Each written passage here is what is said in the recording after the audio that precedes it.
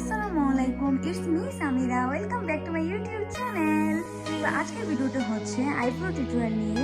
যাদের ব্রো আমার মতো পাতলা, যাদের ব্রো সাদা, কিংবা যারা ব্রো প্লাক করতে পারো না, যারা ব্রো প্লাক করো না কিন্তু ব্রোটার ন্যাচারাল একটা লুক আনতে চাও, তাদের জন্য আজকের এই ভিডিওটি না টেনে শেষ করতে পর্যন্ত আমার পাশেই থাকুন।